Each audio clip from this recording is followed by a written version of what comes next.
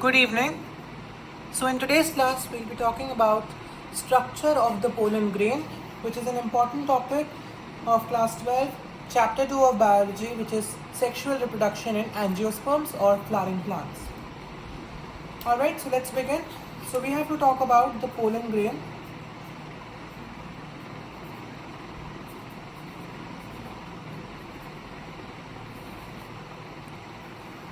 Now the pollen grain basically is the male gametophyte in plants which carries the male gamete which will fuse with the egg in the ovule. The pollen grain is found inside the pollen sac, which is contained inside the anther, which is the bilobed structure, the bulb-like structure of the male stamens, okay, which is a part of the stamen, which is the male organ of the flower, male organ, okay. Now coming to the structure of the pollen grain, which is the main topic of this video. The pollen grain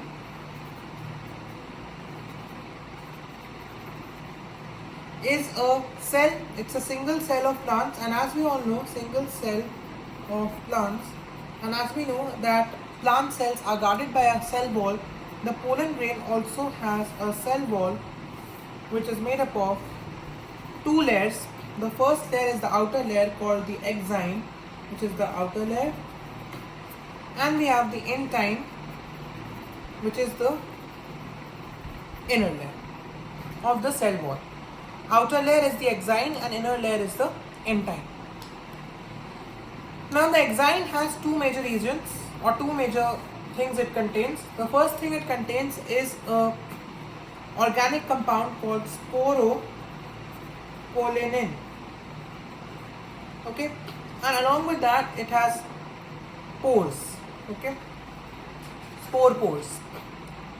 Now sporopollenin is an organic compound which is one of the hardest substance known right now. One of the hardest compounds known right now is sporopollenin, and it can actually withstand an acid, it can withstand an alkali or a base, it can withstand high temperature, it can withstand high pressure,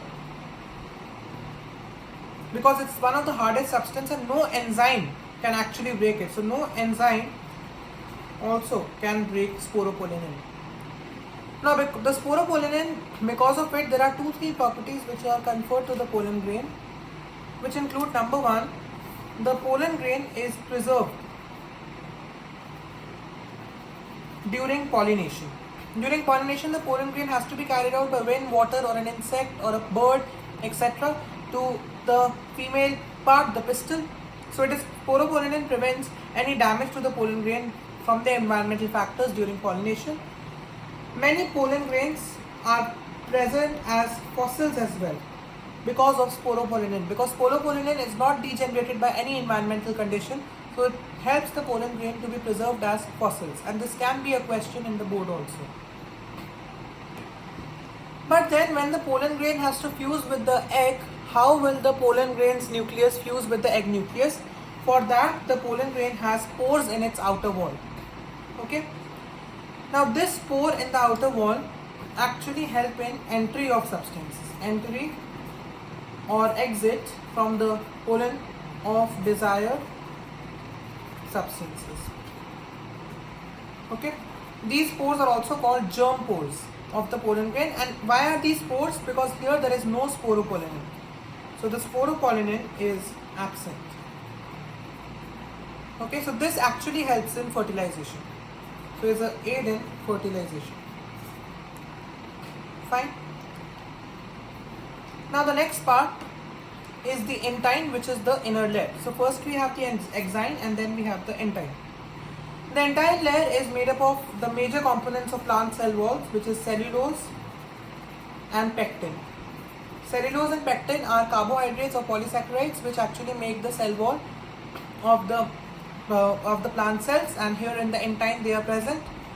Now the function of this intine layer is only passage of substances and to some extent protection. Passage, protection, and it also confers the shape to the pollen grain in a large way. shape of pollen grain. Okay, the general function of the cell wall is the function of the intine.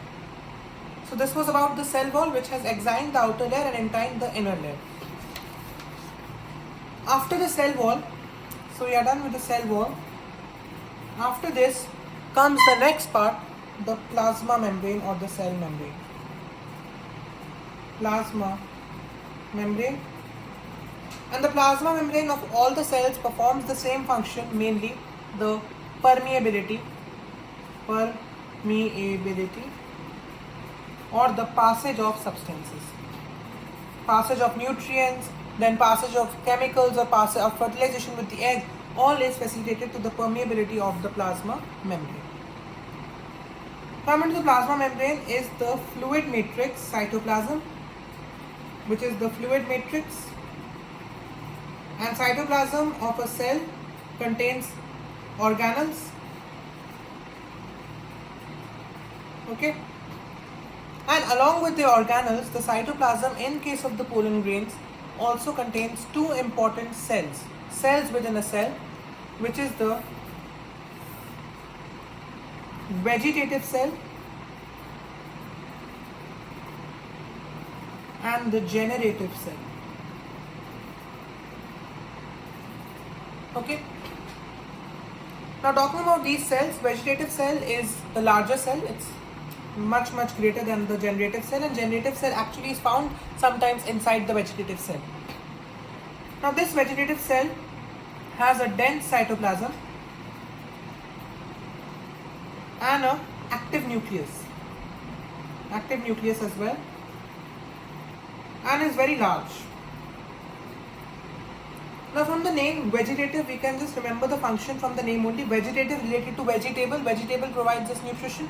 So vegetative cell provides nutrition to the other cells, which mainly include the generative cell of the pollen grain.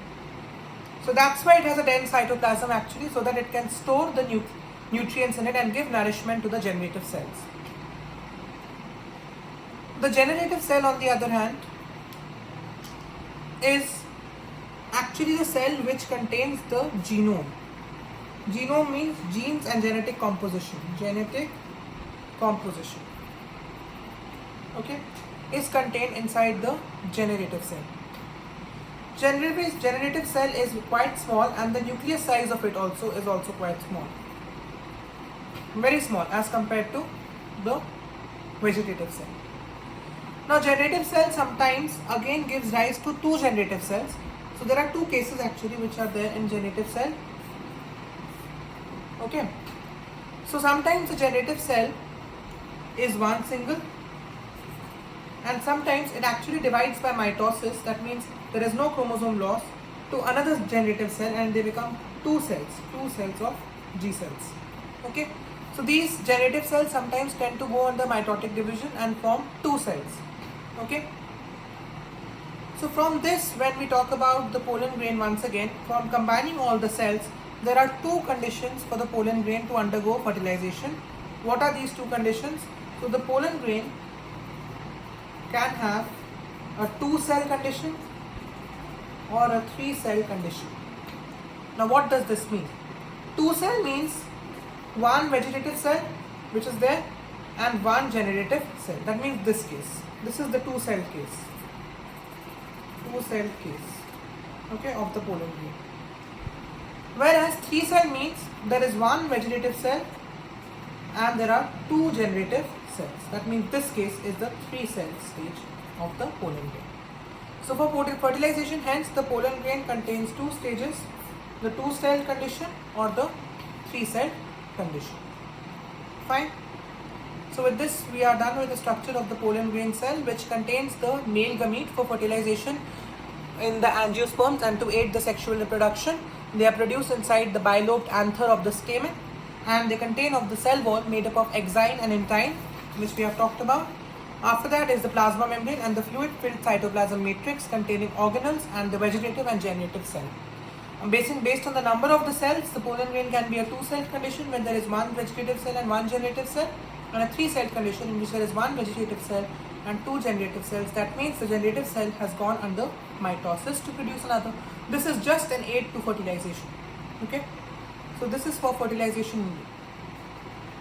Okay, so I'm writing the F here for fertilization. I hope this has made the concept clear. Thank you. Please like, share and subscribe. With this we close the class.